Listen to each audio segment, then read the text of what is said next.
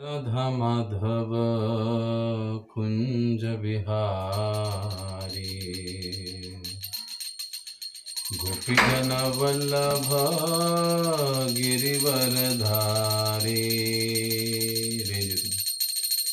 जय राधा माधव कुंज बिहारी गोपीजन वल्लभ गिरिवरधारी। यशोदानंदना ब्रज जनरंजन यशोदानंदना ब्रज जनरंजन यमुना तीरवनचारी यमुना तीरवनचारी। जय राधा माधव कुंज बिहारी गोपीजन वल्लभ गिरिवरधारी। जय राधा माधव कुंज बिहारी गोपीजन वल्लभ गिरिवरधारी। यशोदानंदन ब्रज जनरंजन यशोदानंदन ब्रज जनरंजन यमुना तीरवनचारी यमुना तीरवनचारी। हरे कृष्ण कृष्ण कृष्ण हरे हरे हरे राम राम राम हरे हरे। हरे कृष्ण कृष्ण कृष्ण हरे हरे हरे राम राम राम हरे हरे। हरे कृष्ण कृष्ण कृष्ण हरे हरे हरे राम राम राम हरे हरे। हरे कृष्ण कृष्ण कृष्ण हरे हरे हरे राम राम राम हरे हरे। हरे कृष्ण कृष्ण कृष्ण हरे हरे हरे राम राम राम हरे हरे।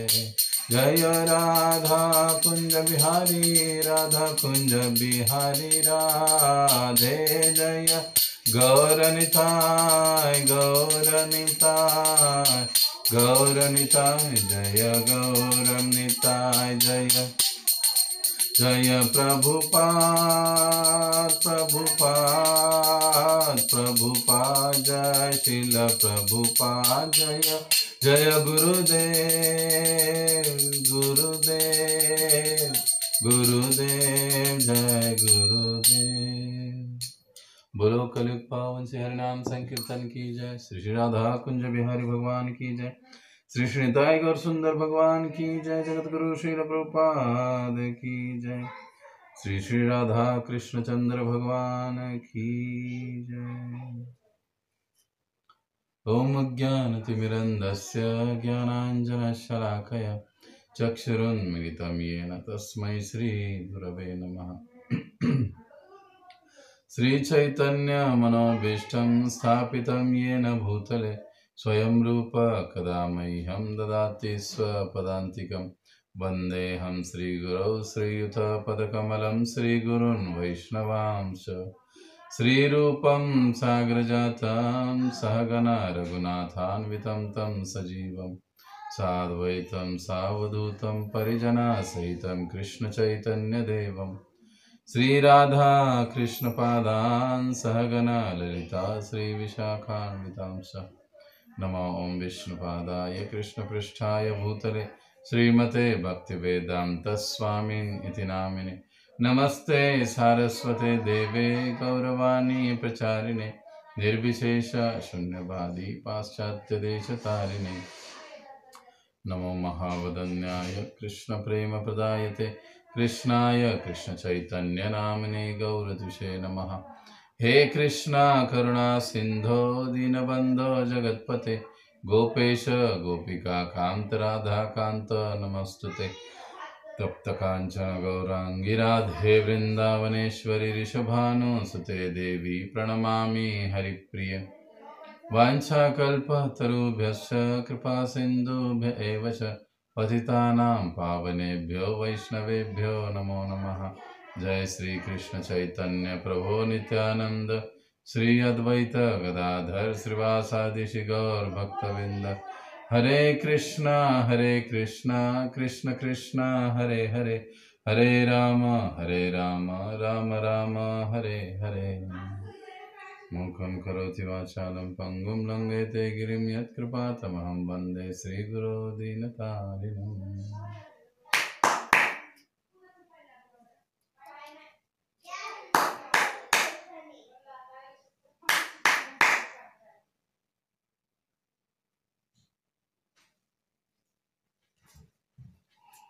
दरवाजा बंद कर आणि जरा कॉमन सेन्स असल्यासारखं हळू बोल.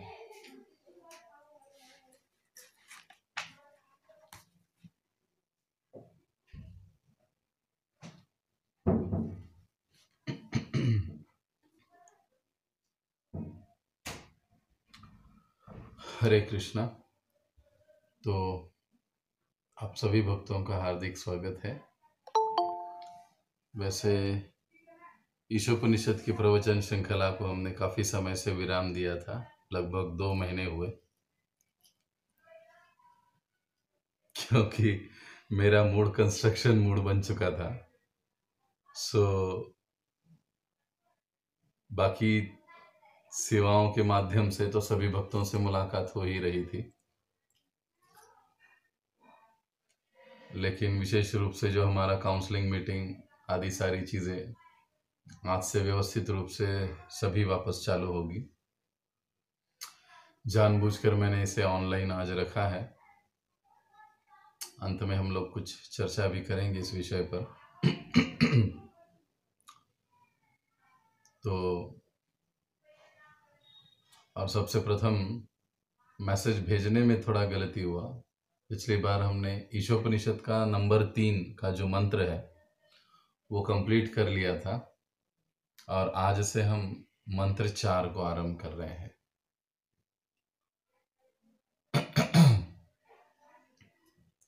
तो आइए हम थोड़ा मंत्र को पढ़ते हैं, ध्यानपूर्वक सुनिए, और हो सके तो अपने स्थान पर ही इसको दोहराने की कोशिश कीजिए। श्री ईशोपनिषद मंत्र 4। अनेजतेकं मनसज्जवीयः, नहि एनत् देव आप्नुवन्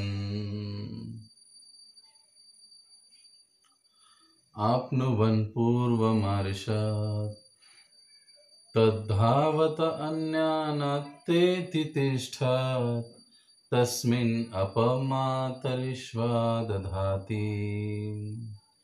अनेजतैकं मनसज्जवीय, न एन देवा आप्नुवन् पूर्वमर्षत, तद्धावतन्यानत्तेति तिष्ठत्, तस्मिन् मातरिष्वा दधाति। तो ये जो मंत्र 4 है, उच्चारण में थोड़ा कठिन है पिछले श्लोकों की दृष्टि से, लेकिन फिर भी प्रयास करना चाहिए हमको। तो जैसे कि थोड़ा सा रिवाइंड हमको ट्रैक पर लेने के लिए आवश्यक है कि हमने ईशोपनिषद के सारे जो 18 श्लोक है, उन 18 श्लोकों का हमने बाइफर्गेशन, वर्गीकरण कर लिया था। पहले 3 श्लोक, उसके बाद 4 से 8 नंबर तक के श्लोक, 8 से 14 और 14 से आगे 18 तक, ऐसे हमने अलग अलग वर्गीकरण कर लिए थे कि इन श्लोकों के विषय क्या है। अब तक ईशोपनिषद के हम 3 मंत्रों को पूर्ण कर चुके हैं। सबसे पहले हमने ईश स्तुति पर चर्चा की, भगवान कौन है, क्या है। उसके पश्चात हमने मंत्र 1 पर चर्चा की थी कि जो ईशावास्य भावना से जीवन यापन करते हैं उनकी गति क्या होती है, इस पर हमने चर्चा की।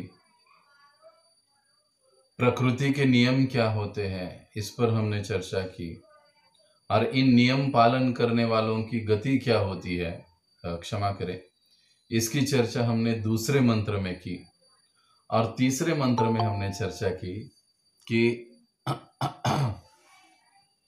जो लोग ईशावास्य भावना के अनुसार जीवन यापन नहीं करते हैं, यानी कृष्ण भावनामृत के अनुसार अपने जीवन यापन को नहीं करते हैं, उन लोगों की गति क्या होती है, ये हमने 3 श्लोकों में, या क्षमा करें 3 मंत्रों में इन 3 विषयों पर हमने चर्चा की। बड़े विस्तार के साथ हमने चर्चा की। आप सभी जानते हैं हमारे YouTube चैनल पर ये सारे वीडियोस हैं, आप उसको रेफर कर सकते हैं बाद में।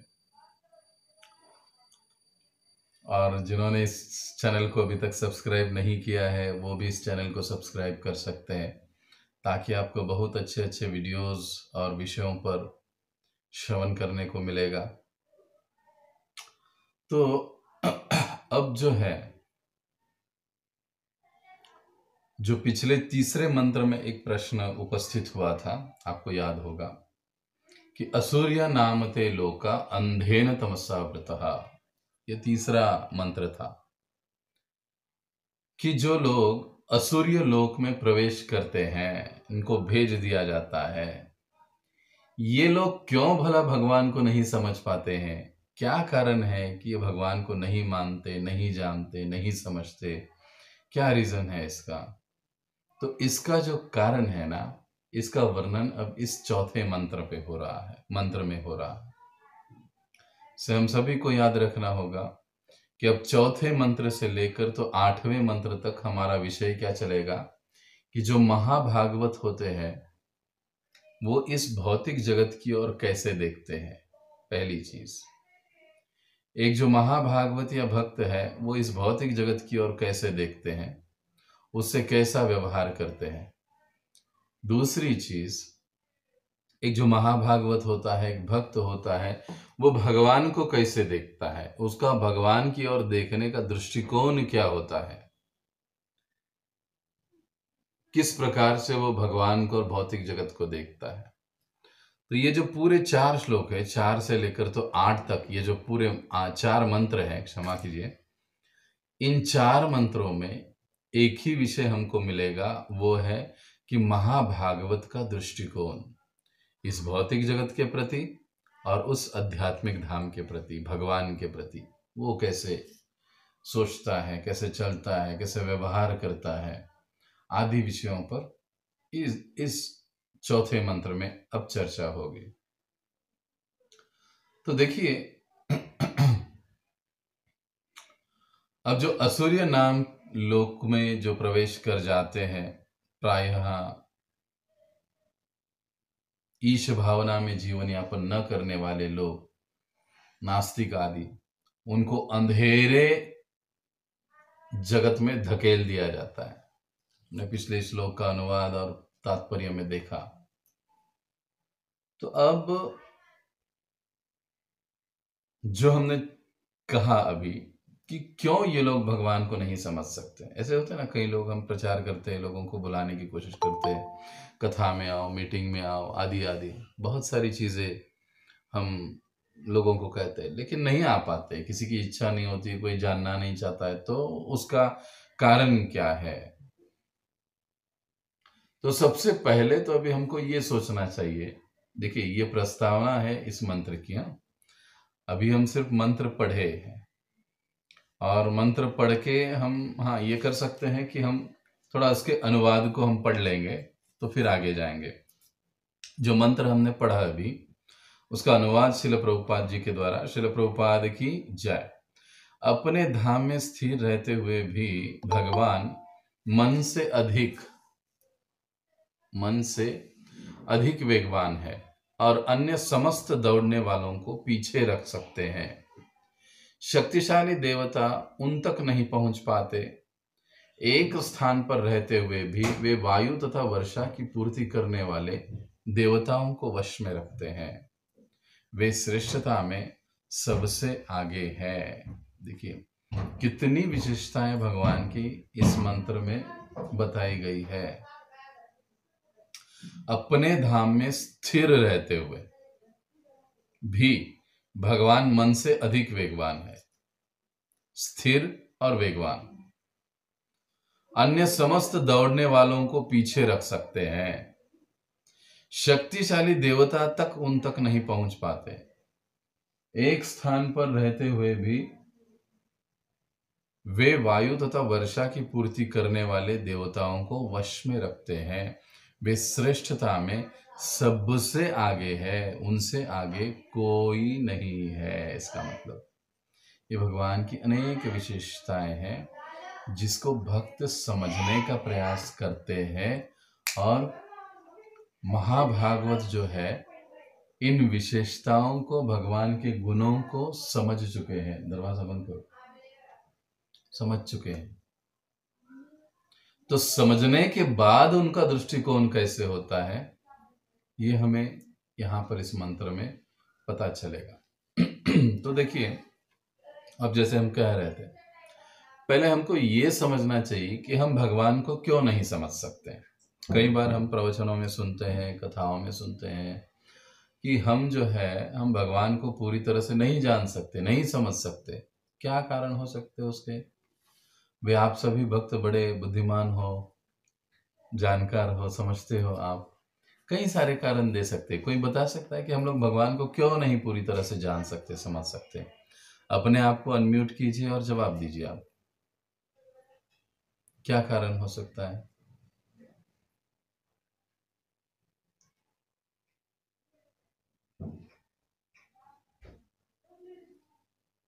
हमारी इंद्रियां अपूर्ण है प्रभु जी। बहुत सुंदर, बहुत बढ़िया, सही जवाब। और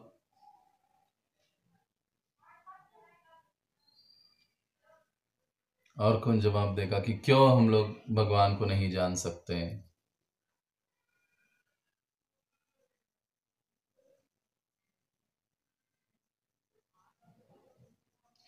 हरे कृष्णा। हाँ हाँ, हरे कृष्णा धनुत्राम प्रभु जी।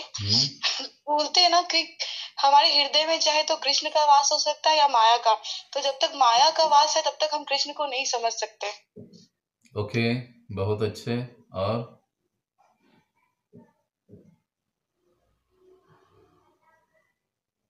और कोई बताएगा क्यों हम भगवान को नहीं समझ सकते? क्या कारण है इसका? आपने क्या क्या सुना है इसके बारे में?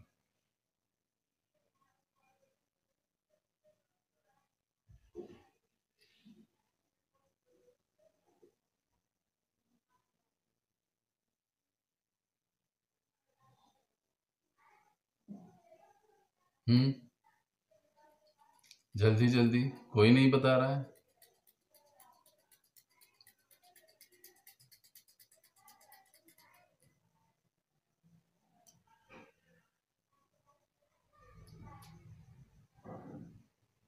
बस इतने दो ही कारण, तीन ही कारण? क्या कारण है कि हम भगवान को नहीं समझ सकते? श्रील प्रभुपाद जी ने अपने तात्पर्य में कई जगह कई सारे कारण गिनाए।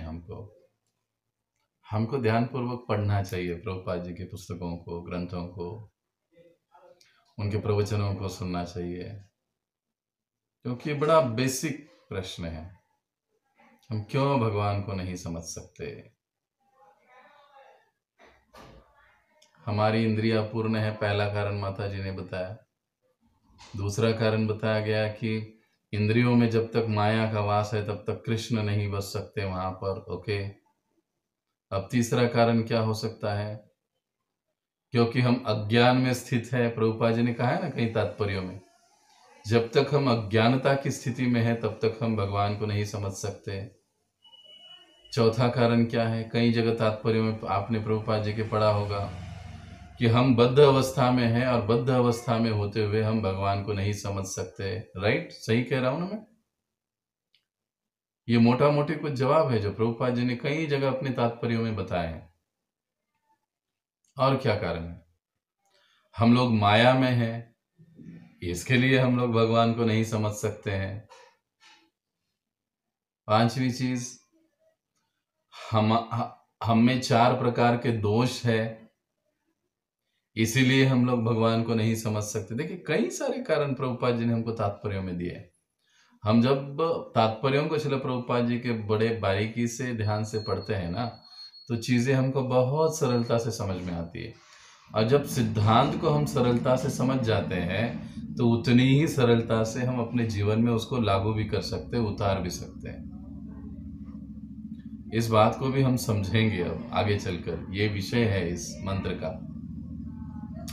लेकिन एक और महत्वपूर्ण कारण है कि हम भगवान को नहीं समझ सकते क्योंकि हम अंश है। एक चीज तो जो अंश है तो वो पूर्ण को कैसे समझ सकता है? आपको याद आ रहा है कुछ? प्रभुपाद जी मेंढक का उदाहरण दिया करते थे।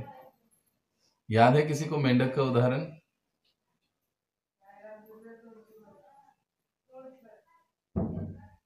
वो कुएं वाला मेंढक और एक समुंदर वाला मेंढक, याद आ रहा है किसी को उदाहरण? प्रभुपाद जी कथा बताया करते थे।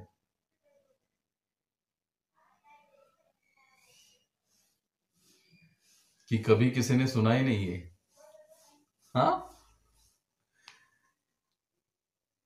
देखिए हमको याद रखना चाहिए, पढ़ना चाहिए, पढ़कर भूल नहीं जाना चाहिए। जैसे हमारे गुरु महाराज कहते हैं, नळी फुंकली सोना रे, इकडून तिकडे गेले वारे। ऐसा नहीं होना चाहिए। एक कुएं वाला मेंढक और एक समुद्र में रहने वाला मेंढक, दोनों एक दिन आपस में मिले। तो कुएं वाले मेंढक ने पूछा, अरे तुम कहाँ रहते हो? वो कहने लगा, मैं तो समुद्र में रहता हूँ। समुद्र? ये समुद्र क्या होता है? यानी तुम पानी में ही रहते हो ना? हाँ, पानी में ही रहता हूँ, लेकिन बहुत विशाल पानी है, वो बहुत बड़ी मात्रा में पानी होता है वहां पर। तो अच्छा, तो मैं भी तो पानी में रहता हूँ, देखो मेरे यहाँ कितना पानी है। तो वो समुद्र वाला मेंढक कहता है दूसरा, अरे ये तो कुछ भी नहीं है, बहुत विशाल पानी का वो जलाशय है जिसमें मैं रहता हूं। तो फिर वो कुएं वाला मेंढक कहता है, कितना बड़ा है ऐसे? इस कुएं से दुगना, तिगना, चौगुना, 10 गुना, 100 गुना, वो गुना गुना गुना करते रहता है। लेकिन ऐसे कई गुने भी अगर हम लोग लगाएं तो क्या समुद्र की गहराई को, उसके जलाशय को हम नाप सकते हैं क्या? नहीं, क्योंकि ये जो मेंढक है वो बड़ा छोटा है, एक तालाब में रहता है, एक कुएं में रहता है, और वो विशाल समुद्र में रहता है। जिस प्रकार से एक कुएं के द्वारा हम समुद्र को नहीं नाप सकते, उसी प्रकार से एक जो सूक्ष्म जीव हम लोग, भगवान के अंश, भगवान ने हमको अंश कहा ना, अंश हम और अंशी भगवान। तो एक जो अंश होता है वो अंशी को कभी भी पूर्ण रूप से नहीं जान सकता। अगर वो जान गया तो इसका मतलब वो अंशी के ऊपर चला गया ना। समझ रहे इस बात को? इसलिए हरि अनंत, हरि कथा अनंत कहा जाता है। लेकिन जीव अनंत है नहीं। इसीलिए एक जो बद्ध जीव है, हम जैसे जीव है, चाहे हम कितना भी प्रयास कर ले, हम पूर्णतया भगवान को नहीं समझ सकते, नहीं जान सकते। अब जिन लोगों को इस असुर्य नाम के लोकों में भेज दिया जाता है, ये जो लोग हैं, पहले तो ये भगवान को जानना ही नहीं चाहते, भगवान से द्वेष करते हैं, इसलिए वहां पर चले जाते हैं। और जानने की इच्छा उनकी होती नहीं है, क्योंकि उनके पिछले अपने संस्कार होते हैं। देवहूति और नारद मुनि के संवाद में, नरसिंह लीला में हम लोग देखते हैं, जब गर्भवती, क्षमा करे, कयाधु और नारद मुनि के संवाद में हम भागवतम में देखते हैं, जब कयाधु का अपहरण इंद्रदेव करते हैं, उस समय उसे बचाकर नारद मुनि अपने आश्रम में ले आते हैं। और उस समय जब उनका संवाद होता है, तब नारद मुनि कहते हैं, क्योंकि उनके पिछले जन्म के कर्म और संस्कार और वर्तमान जन्म के कर्म ही ऐसे होते हैं कि वे भगवान श्री हरि उनसे प्रेम करते हैं, फिर भी वो उनको नहीं जान सकते। बड़ा सुंदर जवाब देते हैं नारद मुनि। श्री हरि सभी से प्रेम करते हैं, असुरों से भी, लेकिन क्योंकि असुरों के संस्कार पिछले जन्म के और उनका कर्म ही ऐसे है जिसके कारण वो उन्हें नहीं समझ सकते, वो अपना शत्रु मान बैठते हैं उनको। तो अब प्रश्न आता है कि कैसे भगवान को समझा जा सकता है। इसका जवाब इस मंत्र में हमको मिलता है। भक्तों के द्वारा भगवान की कृपा से हम भगवान को जान सकते हैं, समझ सकते हैं। भक्तों के द्वारा भगवान की कृपा से हम भगवान को जान सकते हैं, समझ सकते हैं। भक्तों की कृपा, भगवान की कृपा, भक्तों के द्वारा मतलब हम भजन में कहते हैं ना, आमी तो कंगाल ढाई तव पाछे पाछे। हम तो कंगाल हैं, कृष्ण कृष्ण बोलते हुए आपके पीछे भाग रहे। क्यों? क्योंकि आपके पास तो कृष्ण धन है, कृष्ण आपके पास है, आप दे सकते हो। ऐसे कोई भक्त की कृपा हो जाए तो हम भगवान को प्राप्त कर सकते हैं, भगवान को समझ सकते हैं, भगवान को प्राप्त कर सकते हैं। तो देखिए अब यहां पर इस प्रस्तावना के साथ हमारा पहला पैराग्राफ चालू हो जाता है ईशोपनिषद के इस चौथे मंत्र का। तो हम उसको पढ़ेंगे। तात्पर्य श्रील प्रभुपाद जी के द्वारा, बड़े से बड़ा दार्शनिक भी मानसिक चिंतन द्वारा परमेश्वर अर्थात पूर्ण पुरुषोत्तम भगवान को नहीं जान सकता। पहली चीज श्रील प्रभुपाद जी हमको बताएं कि तर्क के द्वारा भगवान को कदापि नहीं समझा जा सकता। भगवान ऐसे हो सकते हैं, वैसे हो सकते हैं, आदि आदि। तो ऐसे तर्क से हम भगवान को नहीं जान सकता, भले वो कितना भी वेदों का बड़ा पंडित क्यों ना हो। वे तो केवल अपने भक्तों द्वारा ही उनकी कृपा से ही जाने जा सकते हैं। देखो, जैसे हमने कहा, कैसे जाने जा सकते हैं भगवान? भक्तों की द्वारा, भक्तों के द्वारा, और उनकी यानी भगवान की कृपा, और भगवान के साथ साथ भक्तों की कृपा भी आ गई उसमें। जब ये दोनों चीजें एक साथ हो जाती है तब हम भगवान को जान सकते हैं, या भगवान हमें जाने जा सकते हैं। ब्रह्म संहिता 5.34 में कहा गया है, यदि कोई अभक्त दार्शनिक वायु या मन के वेग से भी लाखों वर्षों तक अंतरिक्ष में यात्रा करता रहे तो भी वह परम सत्य को अपने से अति दूर पाएगा। करोड़ों करोड़ों साल तक मन के वेग से भी अगर कोई जाएगा उनको पकड़ने के लिए भगवान को, फिर भी वो पकड़ में नहीं आएंगे, नहीं देख सकता, नहीं पकड़ सकता। क्यों? क्योंकि भगवान तो मन से भी अधिक वेगवान है। समझ रहे हो ना? मन का वेग प्रचंड है। यानी हम यहां पर बैठे हैं, लेकिन हो सकता है कोई मुझ में से, आप में से कोई, ये हो सकता है कि हम लोग अभी भी ऑफिस में ही है। अरे ऑफिस में उसने फाइल रखा कि नहीं, एक झटके में हम ऑफिस में चले जाते हैं अपने टेबल पे। माताएं हैं तो किचन में दूध रखा होगा, सब्जी रखी होगी, एक सेकंड में बैठे हॉल में है लेकिन वो किचन में पहुंच जाते हैं। इतना मन का वेग प्रचंड होता है, लेकिन भगवान मन से भी वेगवान है। ये भगवान की विशेषता है। अगर कोई मन के वेग से भी दौड़े, मन के वेग वाला वायुयान, यानी क्या, हवाई जहाज अगर बनाया जाए मन के वेग वाला, खैर है तो नहीं लेकिन बनाया भी जाए, और उसमें बैठकर कोई प्रवास, कोई यात्रा भी करे भगवान की ओर, तो हजारों हजारों, लाखों लाखों, करोड़ों करोड़ों वर्षों तक भी अगर वो करे यात्रा, तो भी वो भगवान तक नहीं पहुंच सकता। भगवान उनसे दूर ही रहेंगे, वो भगवान से दूर ही रहेगा। पुनः ब्रह्म संहिता 5.37 में वर्णन आता है कि परम भगवान का अपना दिव्य धाम है, जिसे गोलोक कहते हैं, जहां वे अपनी लीलाओं में मग्न रहते हैं। गोलोक धामनि निज धामनि तले च तस्य। फिर भी अपनी अचिंत शक्तियों द्वारा वे एक ही शक्ति के प्रत्येक भाग में पहुंच सकते हैं। विष्णु पुराण में उनकी शक्तियों की तुलना अग्नि से उद्भूत ताप तथा प्रकाश से की गई है। यद्यपि अग्नि एक स्थान पर बनी रहती है, तथापि वह अपने प्रकाश तथा ताप को कुछ दूरी तक वितरित कर सकती है। इसी प्रकार पूर्ण पुरुषोत्तम भगवान अपने दिव्य धाम में स्थिर रहते हुए भी अपनी विभिन्न शक्तियों को सर्वत्र बिखेर सकते हैं।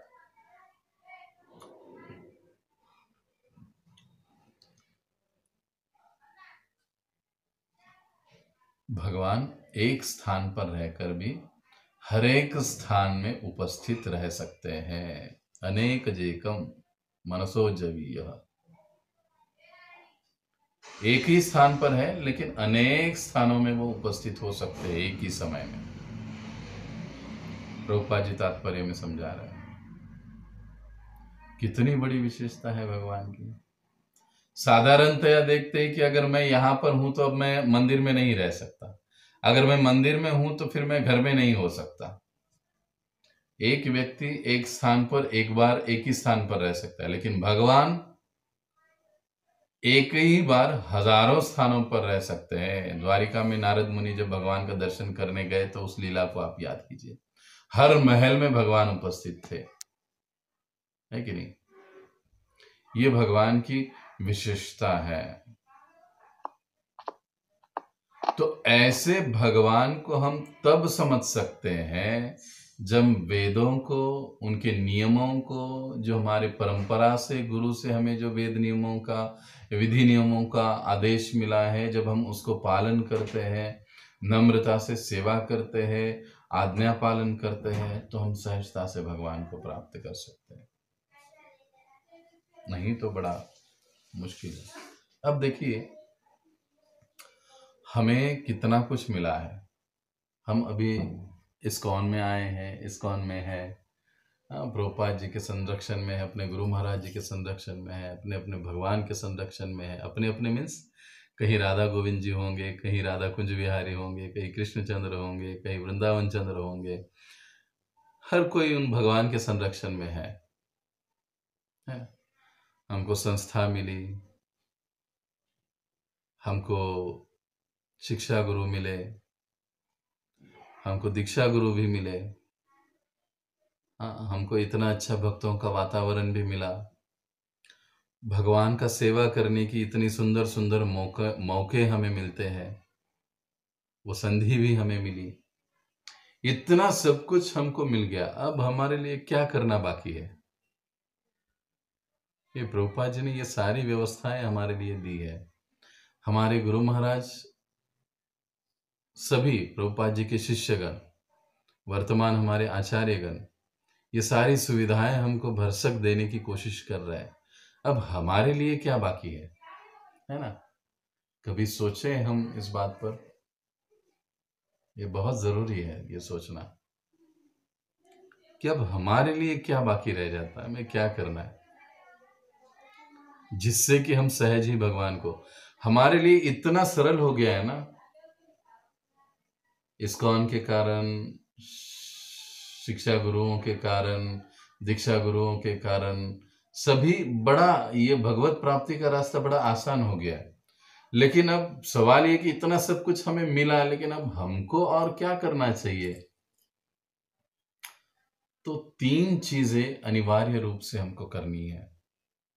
ये 3 चीजें यदि हम अनिवार्य रूप से करते हैं तो निश्चित 100% हम भगवान को प्राप्त कर सकते हैं। सबसे पहली चीज वो है कि हमारा जप ध्यान पूर्वक करना, 16 मालाओं का हमारा जप। हमें माला खींचनी नहीं है, जपनी है। ये हर दिन अपने आप से प्रश्न पूछना चाहिए कि क्या मेरी आज मालाएं, मेरा जप, मेरा जो ध्यान भगवान के प्रति हुआ, जो जप मैंने किया, क्या वो ध्यान पूर्वक हुआ? अगर कोई 10 मार्क देता है अच्छे जप को, तो मैं आज अपने जप को कितने मार्क दूं? 1 मार्क, 2 मार्क, 3 या 3 मार्क, या 10 आउट ऑफ 10? ये प्रश्न हर गंभीर साधक को हर रोज अपने आप से पूछना चाहिए। ये पहली चीज हमें करने की जरूरत है। और हमारे गुरु महाराज तो इतने दयालु है कि हर रोज सुबह हमारे लिए एक साथ बैठकर जप करते हैं हम सभी के साथ। तो ये जरूरी है, पहली चीज हमें ये करनी चाहिए यदि हम भगवान को सहजता से प्राप्त करना चाहते हैं। बहुत सारी सुविधाएं हमको ऑलरेडी मिली है, हमारा रास्ता बहुत आसान हुआ है। अब ये 3 चीजें हैं जो हमको करनी है। उसमें से पहली है कि अपना जप ध्यान पूर्वक होना ही चाहिए। जिस स्थान पर जब ध्यान पूर्वक नहीं होना चाहिए तो स्थान को बदलने की कोशिश करनी चाहिए जप के लिए, लेकिन हर स्थिति में अपने जप को ध्यान पूर्वक ही करने की कोशिश करनी चाहिए। दूसरी चीज, समर्पित भाव से हमारा श्रवण होना चाहिए। हाँ, बहुत महत्वपूर्ण बात है ये। हमारा जो श्रवण है ना, जैसे अभी आप सब श्रवण कर रहे हो, मैं कुछ कह रहा हूं, जब मैं भी सुनता हूं तो मेरा भी भाव जो है वो समर्पित भाव से श्रवण होना चाहिए। ऐसे नहीं कि कहीं पर प्रवचन चल रहा है, हमारे वरिष्ठ, हमारे शिक्षा गुरु, हमारे दीक्षा गुरु, हमारे वरिष्ठ वैष्णवगण प्रवचन कर रहे हैं और हम कहीं और लगे हुए हैं, सेवा कर रहे हैं, कहीं और जा रहे हैं। नहीं, जब प्रवचन का समय है तो वो श्रवण का समय है, वो समर्पित भाव से श्रवण का समय है। हाँ, कुछ अब कार्यक्रम, फेस्टिवल मैनेजमेंट आदि बातें हैं। हर साधक का या साधक भक्त का ये व्यक्तिगत जिम्मेदारी है कि वो अपनी सेवा को इस प्रकार से नियोजित करे कि वो सेवा करते हुए भी प्रवचन को ढंग से सुन पाए। ऐसे नहीं कि देखो सारी दुनिया वहां पर सुन रही है लेकिन मैं अकेला सेवा कर रहा हूं, मैं कितना बड़ा सेवक हूं। नो, ये सही नहीं है। बल्कि सही ये है कि हम अपनी सेवाओं को इस प्रकार से नियोजित करें कि सुनने के समय हम केवल सुनने का ही कार्य करें। प्रवचन का जो भी भगवान की कथाएं, लीलाएं, मार्गदर्शन हमें देने की कोशिश हो रही है, उसे हमें समर्पित भाव से लेने की कोशिश करनी चाहिए। इसका मतलब क्या हुआ? समर्पित भाव का मतलब क्या है एक्चुअली? मतलब हमको चुनौतीपूर्ण भावना से नहीं सुनना चाहिए। हाँ, ऐसे क्यों प्रभु जी? ऐसे नहीं होना चाहिए, ऐसे होना चाहिए, ऐसे करना चाहिए, ऐसे चलना चाहिए, ये ऐसे होना चाहिए। नहीं, ये श्रवण चुनौतीपूर्ण भाव से हुआ। जब हम ऐसा श्रवण करते हैं चुनौतीपूर्ण भावना से, अरे नहीं नहीं, प्रभु जी को ऐसे नहीं बताना चाहिए था, ये माता जी को ऐसे नहीं बताना चाहिए था, ये इनको ऐसे नहीं कहना चाहिए था, ऐसे नहीं होता है, वो ऐसे होता है। जब हम ऐसे सोचते हैं और ऐसे भाव से जब हम श्रवण करते हैं तो उस श्रवण का हमारे ऊपर कोई प्रभाव नहीं होता है, वो श्रवण हमारे आचरण में उतरता नहीं है। ये महत्वपूर्ण बात है। इसीलिए समर्पित भाव से, देखिए कितनी आसान बात है हमारे लिए। सारी सुविधाएं हमको इस्कॉन में पहले से ही मिल चुकी है। करना क्या है? अपने आत्म कल्याण के लिए 16 मालाओं का ध्यान पूर्वक जप, पहली चीज। दूसरी, हमें अपने आप को भक्ति मार्ग में हमेशा के लिए स्थित रखने के लिए, बने रहने के लिए समर्पित भाव से श्रवण करना चाहिए। कितनी आसान बातें हैं, कहीं कोई मेहनत की बात नहीं है। बस ये दूसरी चीज, समर्पित भाव से। और जो समर्पित भाव से ध्यान पूर्वक श्रवण करते हैं, ऐसे ही भक्त गंभीरता से आगे भगवान की सेवा में जुड़ जाते हैं। अभी हमारा कैसा होता है, थोड़ा कर लिया, थोड़ा नहीं कर लिया, थोड़ा डींगे हाँक ली, थोड़ा कुछ नाम के पीछे भाग लिए। अब ये आगे आएगा तीसरी चीज जो हमें करनी है, क्षमा करें, क्या है तीसरी चीज? नम्र भाव से सेवा।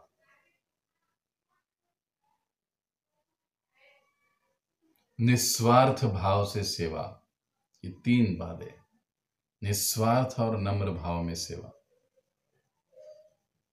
कई बार सेवा के पीछे अलग अलग भाव होते हैं, लेकिन वास्तविक सेवा का उद्देश्य और भाव क्या होना चाहिए, इस एक और एक ही प्रयोजन से या उद्देश्य से हमें सेवा में जुड़ना चाहिए। वो है हमारे श्री श्री राधा कुंज बिहारी, जो भी हमारे इष्ट देव भगवान हैं, उनकी प्रसन्नता के लिए, या अपने गुरु महाराज की प्रसन्नता के लिए, या श्रील प्रभुपाद जी की प्रसन्नता के लिए। सेवाएं हमारी जो भी हो रही है वो इसी 3 भावना से होनी चाहिए, इनकी प्रसन्नता बस। और अगर चौथा कोई गड़बड़ी उद्देश्य आ जाता है तो फिर सारी गड़बड़ हो जाती है। नम्रता पूर्वक सेवा। अब इसका मतलब क्या है? नम्रता पूर्वक सेवा का क्या मतलब है? सेवा तो हम करते हैं, लेकिन सेवा करते समय हम कितने भक्तों को पर चिल्लाते हैं, गुस्सा निकालते हैं, किसी को व्यवहार ठीक से नहीं करते, अरे तुमको तो कुछ आता नहीं है, कुछ काम के नहीं हो, ऐसे भाव से हम ट्रीट करते हैं। ये हमको समझना चाहिए, सोचना चाहिए। मेरी सेवा श्रील प्रभुपाद गुरु महाराज या भगवान की प्रसन्नता के लिए है। अगर मेरे साथ कोई और भी सेवा कर रहा है तो उनकी सेवा भी भगवान गुरु महाराज और प्रभुपाद जी की प्रसन्नता के लिए है। तो मेरा यह फर्ज बनता है कि मैं उनकी सेवा में सहायक बनूं, न कि कॉम्पिटिटर। ये नम्र भाव से सेवा। अब जब सेवा, दूसरा भाव जो सेवा है, सेवा करते तो कई बार मेरे जैसा कोई सेवा कर ही नहीं सकता, ये सेवा केवल मैं ही कर सकता हूं, अगर मैं नहीं होता तो ये सेवा होती ही नहीं। नम्रता ज्ञान का लक्षण है, अहंकार अज्ञान का लक्षण है। अगर अहंकार युक्त हमारा व्यवहार है, भले ही हमें गीता के श्लोक याद है सभी, बहुत हम पांडित्यपूर्ण प्रवचन लेक्चर कर रहे हैं, लेकिन अहंकार है तो एक न एक प्रकार से अज्ञानता ही है वहां पर। क्योंकि प्रभुपाद जी अक्सर कहते हैं, जो पेड़ फलों से लदे हुए होते हैं वो झुके हुए होते हैं, और जिन पेड़ों को फल ही नहीं लगते वो एकदम ऐसे सीधे खड़े रहते। प्रभुपाद जी समझाते ना इस बात को, एग्जैक्टली वैसे ही। तो जो ज्ञान से, इसलिए भगवान गीता में क्या बताते हैं? विद्या विनय संपन्ने। पहले कहते हैं विद्या का मतलब है ज्ञान, विद्या के बाद जिसके पास विद्या है या जो विद्या को अर्जित कर रहा है, तो विद्या या ज्ञान अर्जित करने का परिणाम क्या है? विनय संपन्नता। विनय संपन्ने यानी ज्ञान को अर्जित करना। गीता भागवतम का अध्ययन, चैतन्य चरितामृत का अध्ययन, श्रील प्रभुपाद जी के ग्रंथों का अध्ययन, ये ज्ञान अर्जन कर रहे हैं हम लोग। विद्या को अर्जित करने की कोशिश कर रहे हैं। इसका परिणाम क्या होना चाहिए? इसका परिणाम होना चाहिए विनम्रता, विनयशीलता। लेकिन अगर वो नहीं हो रहा है तो इसका मतलब जो हम अर्जन कर रहे हैं विद्या का, फिर चाहे श्रवण से हो या पठन से हो, वहीं गड़बड़ है। इसीलिए समर्पित भाव से श्रवण और एकाग्र भाव से अध्ययन, ये दो चीजें जरूरी है। जब ये दोनों चीजें होती है तब वो जो नम्रता है, नम्रता पूर्वक सेवा करने का जो भाव है, नम्रता पूर्वक सेवा करने का जो व्यवहार है, वो प्रकट हो जाता है। ऐसे हम देखते हैं ना, कई भक्तों के साथ होता है ना, ऐसे कई भक्तों के साथ, अरे काश मैं इनके साथ सेवा कर पाता, ये बहुत अच्छी सेवा करते हैं और बड़े प्रेम से सारी सेवा करते हैं, संभालते हैं। ऐसे हमको लगता है ना, कई सारे भक्त हैं हमारे इर्द गिर्द, ऐसे हम देखते नहीं है। कई बार हमको लगता है मेरे से अच्छा कोई हो ही नहीं सकता, सेवा कर ही नहीं, लेकिन हमसे भी बहुत अच्छे से सेवा करने वाले, प्रेम से बहुत है, उनको हमें देखने की कोशिश करनी चाहिए। तो ये नम्र भाव से सेवा।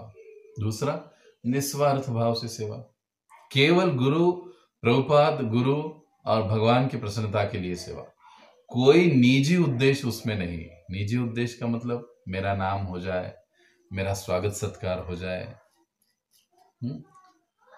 और सब लोग आकर मुझे दंडवत प्रणाम करे, कहे कि अरे इनके कारण हो गया, इनकी वजह से हुआ, ये बहुत अच्छे प्रचारक है, आदि आदि।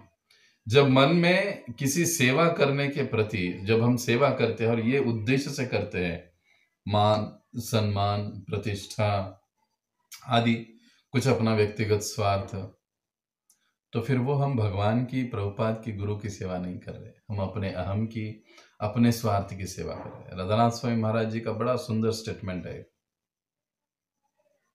जब हम सेवा कर रहे हैं तो हमको ये प्रश्न अपने आप से पूछना चाहिए कि मैं सेवा किसकी कर रहा हूं, अपने अहंकार की, अपने स्वार्थ की, या वाकई में मैं अपने प्रभुपाद जी की, अपने गुरु की, अपने भगवान की सेवा कर रहा हूं। उनकी प्रसन्नता के लिए कर रहा हूँ, ये हमको पूछना चाहिए। जब ये इन चीजों को हम ध्यान में रखेंगे तो हमारी सेवाएं बड़ी मधुरता से, आसानी से पूर्णता को प्राप्त करेगी,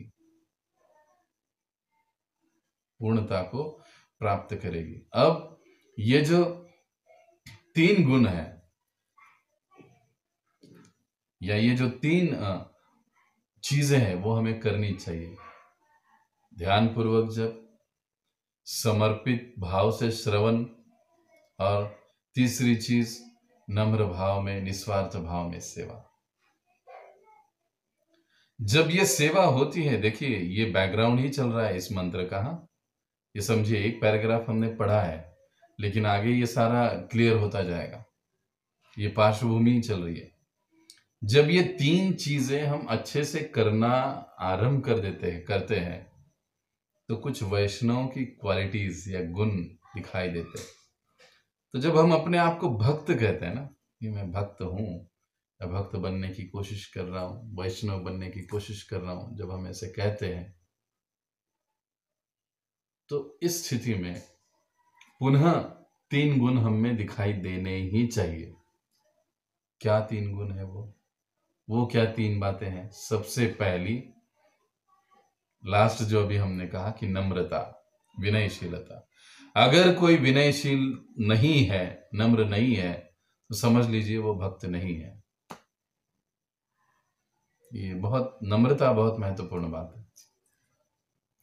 इसीलिए श्री चैतन्य महाप्रभु क्या कहे, तृणादपि सुनीचेन तरोरपि सहिष्णुना। हमने श्री राधा कृष्ण चंद्र मंदिर में उस श्लोक को लगाया। उसका उद्देश्य क्या है?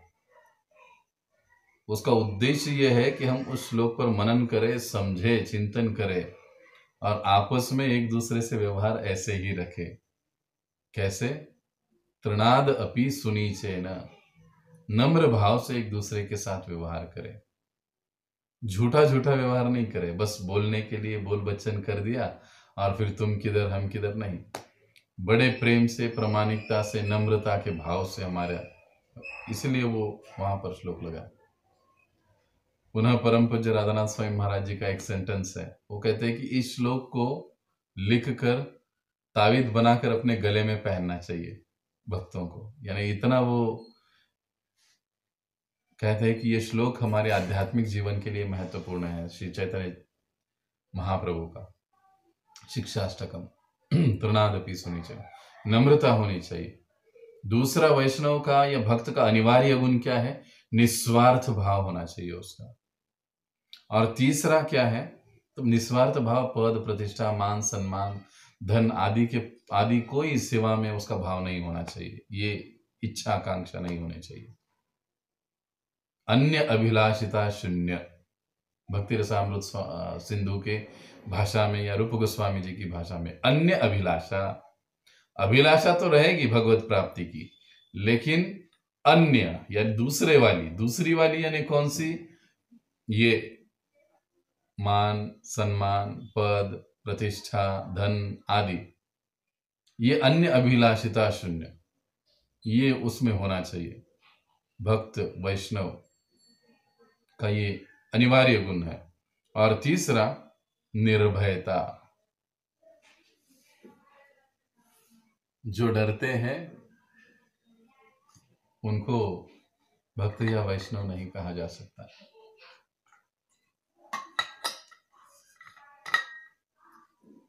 परंतु भक्तों को, वैष्णव को माया से डरना चाहिए। प्रभुपाद जी के इस बात, जो भक्त होते हैं वो निर्भय होते हैं। अवश्य रक्षिबे कृष्ण, उनको पूरा विश्वास होता है और उसी विश्वास के आधार पर वो अपना जीवन यापन चलाते हैं। अपनी सेवाएं, अपना कार्य, भले ही अपना निजी जीवन क्यों ना हो, अपना कौटुंबिक प्रापंचिक जीवन क्यों ना हो, या अपने कृष्ण भावना की अलग अलग सेवाएं क्यों ना हो, पूर्णतया भगवान पर विश्वास रखकर वो इन चीजों को करते हैं और सफलता पाते हैं। एक भक्त में ये गुण होने, 3 गुण बड़े महत्वपूर्ण हैं।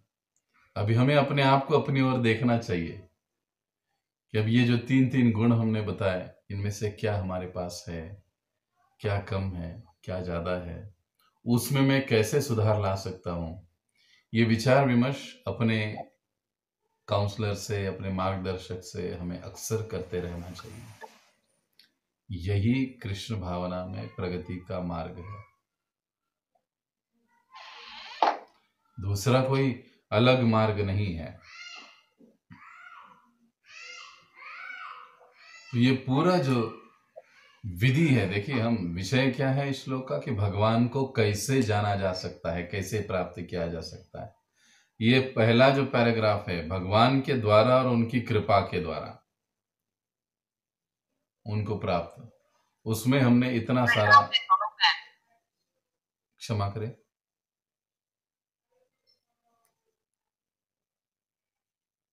कोई कुछ कह रहा है?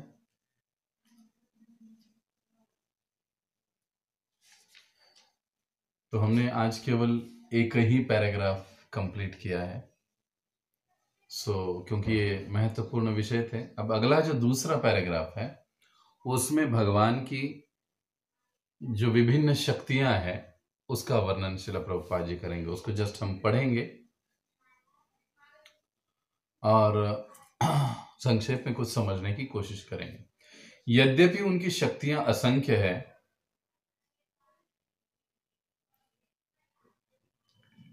क्षमा करें, शायद से इसमें एक पॉइंट रह गया कि भगवान अपने धाम में स्थित होते हुए भी वो सर्वत्र उपस्थित है। और इसको समझाने के लिए श्रील प्रभुपाद जी उदाहरण देते हैं, जैसे सूर्य एक स्थान पर स्थित है लेकिन ताप और प्रकाश के माध्यम से वो सृष्टि के हर कोने में पहुंच रहा है। सृष्टि के हर कोने में वो पहुंच रहा है, अर्थात सूर्य हर स्थान पर उपस्थित है। इस स्थान पर यदि सूर्य उपस्थित नहीं होता तो क्या आप मुझे और मैं आपको देख पाता? संभव ही नहीं। तो इसका मतलब मेरे यहां, मेरे रूम में सूर्य है। आप कहोगे नहीं प्रभु जी आपने लाइट लगाया है। एग्जैक्टली। अगर हम दिन में होते तो दिन में हम एक दूसरे को देख पाते हैं क्योंकि सूर्य की रोशनी है। सूर्य तो हमसे करोड़ों करोड़ों मील दूर है, समझ रहे हो। लेकिन श्रील प्रभुपाद जी समझाते कि ठीक वैसे ही सूर्य एक जगह स्थित होकर सृष्टि के हर कोने में अपना प्रकाश और ताप पहुंचाता है, उसी प्रकार भगवान अपने धाम में एक स्थान पर स्थित होते हुए भी वो सर्वत्र व्याप्त है। एक स्थान पर रहते हुए भी वायु तथा वर्षा की पूर्ति करने वाले देवताओं को वश में रख सकते हैं, सभी को कंट्रोल कर सकते हैं वे। ये भगवान की विशेषता है। अब भगवान की विशेषता, भगवान की शक्तियां, भगवान कैसे कैसे करते हैं ये सारी चीजें, तब उन शक्तियों का वर्णन यहां पर हो रहा है ईशोपनिषद। यद्यपि उनकी शक्तियां असंख्य है तथापि उन्हें 3 प्रमुख श्रेणियों में विभाजित किया जा सकता है: अंतरंगा शक्ति, तटस्था शक्ति तथा बहिरंगा शक्ति। इन श्रेणियों में से प्रत्येक के हजारों लाखों उपभेद है। वायु, प्रकाश, वर्षा इत्यादि प्राकृतिक संसाधनों को नियंत्रित करने वाले शक्ति संपन्न प्रमुख देवता परम पुरुष की तटस्था शक्ति के अंतर्गत आते हैं। मनुष्यों समेत सारे जीव, निम्न जीव भी भगवान की तटस्था शक्ति के अंतर्गत आते हैं। यह भौतिक जगत भगवान की बहिरंगा शक्ति की सृष्टि है और आध्यात्मिक आकाश या ईश्वर का धाम उनकी अंतरंगा शक्ति का प्राकट्य है। और भगवान की शक्तियां, जैसे भगवान की शक्ति एक ही होती है, लेकिन प्रभुपाद जी कह रहे हैं कि उसको 3 श्रेणियों में विभाजित किया जा सकता है। अब ये 3 श्रेणियों में विभाजित करने की क्या बात है? ये भगवान की 3 शक्तियां हैं वाली बात नहीं है। भगवान की शक्ति तो एक ही है, लेकिन क्योंकि उस एक शक्ति को ही हम ठीक से नहीं समझ पाते, हमारे समझावट के लिए हमारे आचार्यों ने इन भगवान की इस शक्ति को 3 भागों में विभाजित कर दिया है ताकि हम लोग अच्छे से समझ पाए। तो हम लोग तो है बुद्धू लोग है ना। सुमंद मतयो भाग्य, मंद सुमंद मतयो। मंद बुद्धि है, समझ में नहीं आती है बातें जल्दी जल्दी। इसीलिए फिर आचार्यों ने आसान कर दिया, भगवान की एक ही शक्ति को विभाजित करके हमको बता दिया। क्या है पहली शक्ति? अंतरंगा शक्ति। अंतरंगा शक्ति का मतलब क्या है? ऐसी शक्ति जो भगवान के धाम की व्यवस्था को देखती है या धाम सृजित करती है। जिस शक्ति से भगवान का धाम सृजित होता है और चलता है वो आध्यात्मिक शक्ति है भगवान की। समझ रहे? अंतरंगा शक्ति। अब अंतरंगा शक्ति में भी अनेक, जैसे प्रभुपाद जी बताए ना, लाखों उपभेद है, लाखों उपभेद। यानी अंतरंगा शक्ति, एक शक्ति का एक भेद हुआ अंतरंगा शक्ति। अब अंतरंगा शक्ति के भी अनेक भेद है। मोटा मोटी अपने विश्वनाथ चक्रवर्ती ठाकुर, भक्ति विनोद ठाकुर जी कुछ 3 भेद, संवित, चित, संवित और लादिनी शक्ति, इसके 3 भाग होते। लादिनी शक्ति यानी श्रीमती राधा रानी, और उनके माध्यम से कुछ आध्यात्मिक जगत के कार्य होते हैं। तो ये अंतरंगा शक्ति भगवान की, जो भगवान के धाम को सृजित करती है और भगवान के धाम की व्यवस्था को चलाती है, उसकी अधिष्ठात्री श्रीमती राधा रानी। अब दूसरी है तटस्था शक्ति। अब देखिए, अंतरंगा यानी जो बड़ी अंतर्गत है। अब भगवान कृष्ण के अंतर्गत कौन है? श्रीमती राधा रानी। अब तटस्था, तटस्थ, जो तट पर रहता है, शब्द को देखिए, जो तट पर रहता है। तट का मतलब क्या है? यहां नदी है और नदी का किनारा है, तो जो किनारा है उसको क्या कहते हैं? तट कहते हैं। अब कोई व्यक्ति तट पर खड़ा है, वो चाहे तो पानी में भी जा सकता है या पुनः तट पर ही चल सकता है, दोनों स्वतंत्रता उसको है। तो अंतरंगा शक्ति और अंतिम तीसरी जो है बहिरंगा शक्ति, उसके बीच में है तटस्था शक्ति। तटस्था शक्ति का मतलब है हम सभी जीव।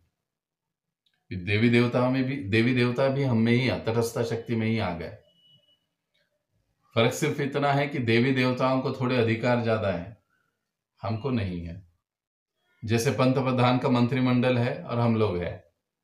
अब सामान्य जनता के पास कुछ अधिकार नहीं है, उनको भी 2 हाथ 2 पैर 2 कान नाक है, और मंत्रिमंडल में बैठे हुए मंत्री को भी वैसे ही है, लेकिन उनको कुछ अधिकार अधिक है, इतना ही फर्क है तो दोनों एक जैसे ही।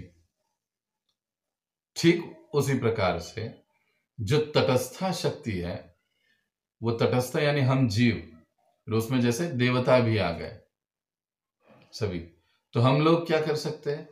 हम या तो भगवान की ओर जा सकते हैं या हम माया की ओर जा सकते हैं। अब बहिरंगा शक्ति, बहिरंगा शक्ति यानी हमारे धाम को चलाने वाली, धाम तो नहीं कह सकते हम, इस भौतिक जगत को चलाने वाली, और उसकी अधिष्ठात्री देवी दुर्गा देवी, जो इस भौतिक जगत को चलाती है। यानी जैसे जेलर होता है, वैसे दुर्गा देवी जेलर है, और हम सब इस पृथ्वी लोग जेल में बंद है, और वो सबको चला रही है, भगा रही है। तो अब जीव इन दोनों के बीच में, अंतरंगा शक्ति बहिरंगा शक्ति, उनके बीच में जीव है। अब चाहे तो वो इस भौतिक जगत माया में जा सकता है बहिरंगा शक्ति के पास, चाहे तो अंतरंगा शक्ति के पास। भलाई किसमें है? अंतरंगा शक्ति में, शक्ति की ओर जाने में। यानी प्रभुपाद जी की भाषा में पुनः कृष्ण भावना का अनुसरण करने में ही जीव की भलाई है। तो वो अंतरंगा, जब वो अंतरंगा शक्ति के अंतर्गत आ जाता है तो वो सुखी, आनंदमय, शांत हो जाता है। और जब वो बहिरंगा शक्ति के अंतर्गत होता है तो कैसे होता है? अस्वस्थ, दुखी और असंतुष्ट रहता है। और जब जीव अंतरंगा शक्ति यानी श्रीमती राधा रानी भगवान श्री कृष्ण के चरणों में आता है, उनकी शरण में आता है, तो क्या है? वो संतुष्ट रहता है, सुखी रहता है और आनंदी रहता है।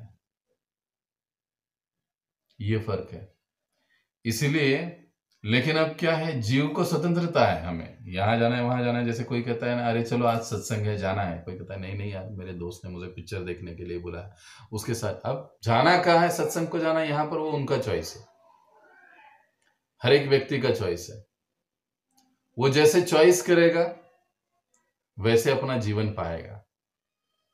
तो इसीलिए मनुष्य जीवन बड़ा महत्वपूर्ण माना गया है।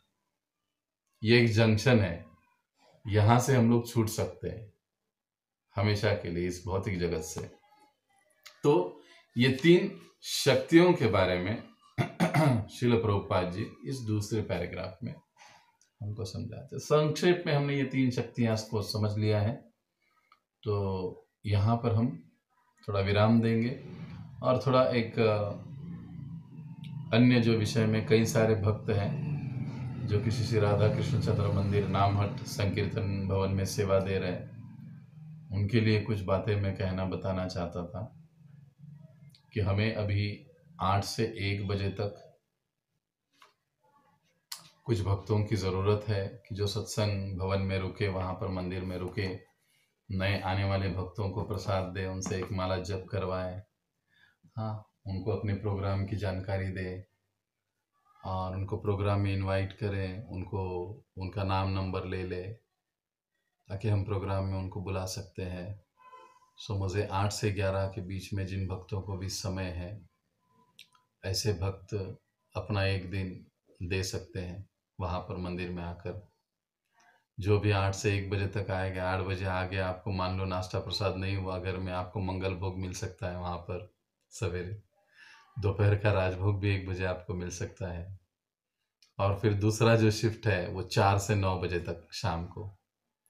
तो अगर जिनके पास भी 4 से 9 का समय, एक दिन तो देना चाहिए हर एक को ऐसी इस सेवा में, प्रचार की सेवा में। क्योंकि इतना बड़ा हमने विशाल सत्संग भवन खड़ा किया है, तो अब उसको चलाना भी तो हमारी जिम्मेदारी है। दिन में एवरेज आजकल लगभग 20-22 लोग तो आराम से विजिट कर जाते हैं मंदिर को, दर्शन लेने के लिए आते हैं। तो इन भक्तों को थोड़ा जानकारी देना, इन भक्तों को प्रसाद देना, इन भक्तों का नाम नंबर लेना, प्रोग्राम की जानकारी देना, प्रोग्राम को इनवाइट करना, उनसे एक माला जप करवा के लेना उसी स्थान पर। सुविधाएं वहाँ पर सारी है, बस जिनको भी समय है वो भक्त वहाँ पर आए और ये सेवा करें। जल्द से जल्द मैं आप सभी के नाम इसमें चाहता हूँ, जो भी भक्त। विशेषता ये उन भक्तों की सेवा है कि जो रिटायर्ड है, जो अभी मतलब अपने जॉब जिम्मेदारी से रिटायर्ड हो चुके हैं, ऐसे जो कुछ भी 4-5 भक्त हमारे पास हैं, हमारे साथ हैं, वे समय दे सकते हैं। जिनका अपना व्यवसाय है, बिजनेस है, जो अपना समय को मैनेज कर सकते हैं, वो भी समय निकाल कर समय दे सकते हैं किसी दिन। अभी सोमवार का सेवा फिक्स हुआ है, मंगलवार का सेवा फिक्स हुआ है, बुधवार, गुरुवार, शुक्रवार, शनिवार ये ज़रूरी है, अभी बाकी है। तो जिन जिन भक्तों के पास समय है वो इस सेवा में ज़रूर समय दें। दूसरा है कि कई सारे भक्त बहुत सुंदरता से सेवा दे रहे हैं, राजभोग और मंगल भोग सुबह भगवान को लगाना, लेकिन आहिस्ता आहिस्ता स्टैंडर्ड की दृष्टि से हमें आगे बढ़ना होगा। तो उसके बारे में भी मैं कुछ गाइडलाइंस देना चाहता हूँ। मैं ये सोच रहा हूँ कि उसके लिए मैं एक स्वतंत्र मीटिंग केवल हमारे काउंसलिंग ग्रुप की मैं रखना चाहता हूँ। तो जो भी कम्युनिकेटर यहाँ पर उपस्थित है, उनसे मैं निवेदन करता हूँ कि आप सभी भक्तों को ये बताइए कि जो भी राजभोग और मंगल भोग सेवा में भक्त हैं, उनको तो अनिवार्य रूप से उपस्थित रहना है, क्योंकि ये इंस्ट्रक्शंस उनके लिए है, ये सूचनाएं, ये मार्गदर्शन उनके लिए है। और साथ ही साथ जो बाकी के भक्त हैं जो अभी इस सेवा में नहीं जुड़े हैं या जुड़ना चाहते हैं, उनके लिए भी है। जल्द ही उसका एक समय निर्धारित किया जाएगा। मोस्टली फ्राइडे को ये मीटिंग इवनिंग में होगा। अब आप बता सकते हैं, या तो कृष्णचंद्र मंदिर में कर सकते हैं सत्संग भवन में हमारे, या ऑनलाइन ले सकते हैं। तो कम्युनिकेटर जो भी है ग्रुप में कम्युनिकेशन करने वाले, वो पूछ कर तय कीजिए शुक्रवार का दिन शाम को, क्योंकि उसमें मुझे कुछ चीज़ें बतानी है सभी को, ज़रूरी, तो वो हम कर सकते हैं। अब संध्या भोग अगर कोई करना चाहता है सेवा, तो वहाँ पर आकर वो भगवान के लिए संध्या भोग बना सकते हैं। लगभग 90% 85% सुविधाएं हमने वहाँ पर सारी जनरेट कर दी है अब। सो वहाँ पर संध्या भोग हो सकता है, राजभोग अभी नहीं हो सकता है, और मंगल भोग हो सकता है, लेकिन राजभोग अभी नहीं हो सकता है। सो जो भी मंगल भोग के लिए क्षमा करें, संध्या भोग के लिए भक्त आना चाहते हैं वो आ सकते हैं। मैंने ग्रुप पर संध्या भोग में क्या होना चाहिए, मंगल भोग में क्या होना चाहिए, और राजभोग में क्या होना चाहिए, कैसे होना चाहिए, वो सारे डिटेल्स मैंने ग्रुप पर सेंड किए हैं। आशा करता हूँ सभी ने पढ़ा है उसको, और जो भी भक्त सेवा दे रहे हैं सारा क्वालिटी वगैरह सब व्यवस्थित आ रहा है। लेकिन जो कुछ छोटी मोटी चीज़ें बातें हैं उसको हमें सुधारने की ज़रूरत है। सो उसके लिए हमें एक बार इस विषय पर स्वतंत्र रूप से मिलना पड़ेगा। तो आप सभी शुक्रवार के दिन अपना समय निकालिए। सो हम लोग इस विषय को अच्छे से क्लियर करेंगे। महत्वपूर्ण बात है, जिन भक्तों ने इस महीने का नित्य सेवा श्री राधा कृष्ण चंद्र मंदिर के लिए नहीं दिया है, कृपया जमा करें। अपना कमिटमेंट जिन्होंने पूरा नहीं किया है वो भी अपना कमिटमेंट पूरा करें, और जल्द ही इसका सारा जो भी बैलेंस शीट है हम लोग प्रकाशित करेंगे। कुछ बिल्स पेंडिंग है, एक बार जैसे ही वो सारे बिल्स क्लियर हो जाएंगे तो हम सारा उसका जो इनकम एक्सपेंडिचर जो भी स्टेटमेंट है उसको हम ग्रुप में सभी जगह पर प्रकाशित कर देंगे। तो आप सभी से अनुरोध है कि ऐसे ही आप सेवा में बने रहिए। बहुत अच्छे से सेवाएं चल रही है, तो और भी अच्छे से हमको इसको करना है, क्योंकि हम करना किसके लिए है? प्रभुपाद गुरु महाराज और भगवान की प्रसन्नता के लिए। तो जितने अधिक अच्छे से हम लोग ये सेवाओं को करेंगे, ध्यानपूर्वक करेंगे, प्रेम पूर्वक करेंगे, उतने ही श्रील प्रभुपाद जी, गुरु महाराज और भगवान श्री श्री राधा कुंज बिहारी श्री राधा कृष्ण चंद्र जी हम पर प्रसन्न होंगे। जिन भक्तों ने इस सत्संग भवन को खड़ा करने में बहुत सारी सेवाएं दी है, मदद की है, उन सभी भक्तों को मैं हाथ जोड़कर उनके प्रति मैं आभार व्यक्त करता हूँ, क्योंकि ये वाकई में चमत्कार हुआ है। अभी और कुछ 5-6 महीने में जब हम देखेंगे हम स्वयं ही समझ जाएंगे कि हम सब ने क्या किया है। सो आप सभी को हृदय से धन्यवाद, और अपनी अपनी जो भी सेवाएं हैं उसमें अच्छे से बने रहिए। अब राधाष्टमी आ रहा है, लेकिन हमारा राधाष्टमी का जो कार्यक्रम है श्री श्री राधा कुंज बिहारी मंदिर में दोपहर में कार्यक्रम है, तो हम लोग वो कार्यक्रम अटेंड करेंगे। हमारे नामहट में राधाष्टमी का उस दिन कोई कार्यक्रम नहीं होगा, इस बात को याद रखें। और उसके बाद अगले संडे को हम हमारे सत्संग प्रोग्राम में ही उसको संपन्न करने का प्रयास करेंगे। तो बहुत बहुत धन्यवाद। हरे कृष्ण। जगत गुरु श्रील प्रभुपाद की जय। अनंत कोटि वैष्णव वृंद की जय। निताय गौर प्रेमानंदे। हरि हरि बोल। किसी का कोई प्रश्न है तो पूछ सकते हैं।